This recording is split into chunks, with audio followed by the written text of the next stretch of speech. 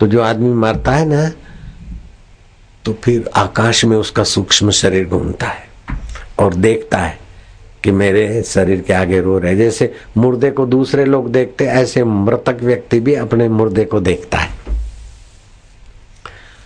फिर पितरलोक में जाता है तो पितरलोक का एक दिन और अपना 1 साल हो जाता है। इसीलिए साल में एक बार अपन श्राद्ध कराते तो पितर तृप्त होते, तो फिर आशीर्वाद देते। भगवान राम ने भी श्राद्ध किया था दशरथ का, और एकनाथ महाराज ने ब्राह्मणों के लिए श्राद्ध का भोजन बनवाया, लेकिन गरीब भिखमंगों को देखा तो उनके मुंह में पानी आ रहा है। तो पत्नी को बोला, ब्राह्मण तो 11 बजे के बाद आएंगे, अभी तो 8 बजे सब बना लिया तुमने, तो इनको गरीबों को जिमा दे। तो दूसरा हाँ बोले, अनाथ बन जाएगा। तो गरीबों को जिमा दिया, खीर ये वो पूरी जो कुछ हुआ। फिर नहा धो के फिर से बनाया भोजन, तो भोजन तो बन गया। ब्राह्मणों को पता चल गया कि हमारे लिए बना हुआ भोजन भिखमंगों को खिला दिया, ये हमारा अपमान है। एकनाथ महाराज ने देखा कि पैठण के ब्राह्मण सबने एकनाथ महाराज का बहिष्कार करो, क्यों कि ब्राह्मणों का अपमान हुआ। भिखमंगों को ब्राह्मण के हिस्से का भोजन करा दिया, अभी ब्राह्मणों के लिए दूसरा बनाया, हम नहीं खाएंगे।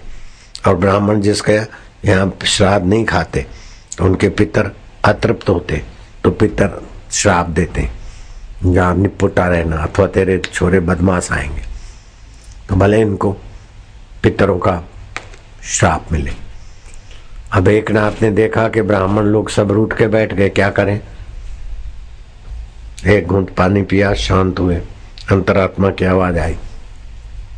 वो श्रीमाली ब्राह्मण का दादा मर गया था, फलाने का वो मर गया, उनको तो मैं जानता हूँ। उन जो मर गए उनका ध्यान किया, कोई चतुर्वेदी है, कोई द्विवेदी है, कोई श्रीमाली है, उन सब का आह्वान किया पितरलोक से और सबको बिठाया और वहां जिमाया पितरों को। वो जो ब्राह्मण लोग श्राद्ध नहीं खाने आ रहे थे तो उनका कोई का दादा मर गया था, कोई का काका मर गया था, तुम्हारा भी कोई मरा होगा कि नहीं मरा होगा, किसी का नाना मर गया था, उन सबको बुला के श्राद्ध कराया। जब वो उठे हर हर महादेव, तो ब्राह्मणों ने देखा ये तो हमारे बाप दादे चाचे इधर आ गए पितृलोक से। ऐसे महाराज का हम विरोध कर रहे, माफ करना महाराज, माफ करना। फिर वो ब्राह्मण लोग भी माफी मांग के अपना खुश। तो मानना पड़ेगा कि मृतक व्यक्ति शरीर मर जाने के बाद भी रहता है, पितृलोक में रहे, स्वर्ग में रहे, अथवा किसी योनि में जाए। समझो किसी का बाप मर गया और घोड़ा हो गया, तो तुम श्राद्ध कराते हो तो उसको क्या मिलेगा। उस दिन घोड़े को चारा अच्छा मिलेगा। अगर घोड़ा गाड़ी खींचते खींचते दुबला हो गया तो उसके मालिक को होगा इसको बेचारे को बेच दे, अच्छी जगह पे जाएगा। जैसे इधर रुपया जमा कराते, अमेरिका में डॉलर बन जाता है, दुबई में द्राम बन जाता है, यूरोप में पाउंड बन जाता है, मानुषी सरकार बदल देती है। ऐसे ही श्राद्ध करते तो जो जिस योनि में है उसको उसी प्रकार वहां संतुष्टि पुष्टि मिलती है। तभी श्राद्ध बख्श आएगा भादरवा महीने में। तो श्राद्ध करना चाहिए। श्राद्ध करने में कोई भूल गलती हो तो मंगलमय जीवन मृत्यु पुस्तक है, और श्राद्ध कर्म वाली भी पुस्तक है शायद। और किसी का श्राद्ध ठीक से हुआ न हुआ तो अभी जो अमावस्या आएगी सर्व पितृ तृप्त श्राद्ध है। तो हमने हमारे पिता का जब श्राद्ध करता हूँ तो जो हमारे चेले मर गए अथवा जो दूसरे, जो धर्मदास को भी हमने तृप्ति करा, उसका बेटा मर गया का उसको भी क्या। श्राद्ध महिमा पुस्तक में कैसे श्राद्ध करना चाहिए वो लिखा हुआ है, तो वो किताब स्टॉल से मिलती है। और दूसरा कुछ भी नहीं, तो जिस दिन किसी का श्राद्ध है तो अपने हाथ ऊपर करके बगल दिखा दिया सूर्य नारायण को कि मैं श्राद्ध की विधि नहीं जानता हूँ, श्राद्ध की सामग्री नहीं जानता हूँ, लेकिन मेरे पिता अथवा मेरी पत्नी या मेरा बेटा जो भी मर गए उनको आप, हे सूर्य नारायण, आपकी कृपा से आपके पुत्र यमराज उनको सुख दे, सदगति दे। ऐसा करके सूर्य नारायण को जल चढ़ा दो।